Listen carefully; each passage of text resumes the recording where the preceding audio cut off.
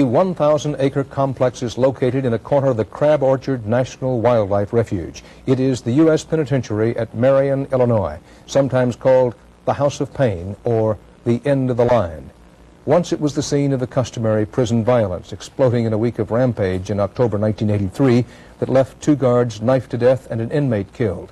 Since that time, something approaching calm has prevailed at Marion. But are we paying too high a price for that peace? Bob Fall reports from the belly of the beast. This is America's toughest prison, for what the U.S. Bureau of Prisons calls the worst of the worst. Now we have all our rotten apples in one barrel.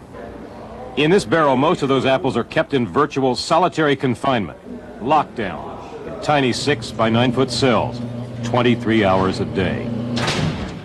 Alienate them. That's the #1 goal. Alienate them. Make them feel forgotten, abandoned by the people on the streets, society, their family, their friends. Where else in the world is there a place that people are locked up for 4 years straight, 23 hours a day? For almost 300 men in Marion's lockdown, there is no work, no group activity, no church. We're being treated as a kind of a hazardous waste. It makes you angry. It makes you bitter.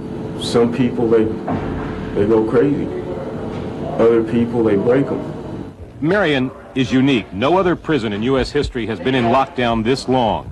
And U.S. officials say the Get Tough policy, which began here 4 years ago, will be permanent. We have one basic requirement. We require inmates to behave themselves for a period of time. Prison critics say Marion is barbaric, designed not just to control inmates, but to humiliate and then break them. Marion, say the critics, turns men into animals. I don't think there's any question that it's a form of slow torture.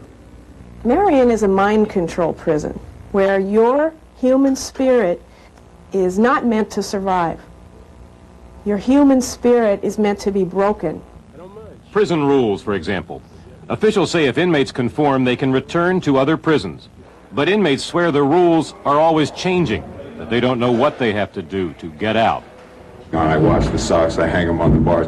I'm told to take that off. Now, if I don't do that, that means another year in this place. Marion cost a small fortune, almost $40,000 a year for each prisoner, roughly twice other federal prisons. Every time a man is moved here, 3 guards accompany him. To keep weapons and drugs out, inmates who come back from court appearances have body cavities examined by X-ray or by hand. It made me feel just like a woman that got raped. That's how I felt. Because it was the same thing, I'm telling you. Prison officials insist that Marion is essential, that it makes prisoners elsewhere toe the line so they won't get sent here. The frustration, the rage that builds, you say then, can be a good thing? Definitely. I mean, as long as everything is cream and roses and you got your own way, why should you change? I don't see any other better way of doing it at this point in time. But Marion's critics contend everything Marion controls now will explode later. If you mistreat them, and you mistreat them for long periods of time, that mistreatment eventually comes back to haunt you. You are now creating violent people, without any question about that. Marion, the Marions of the world are nothing but sitting time bombs.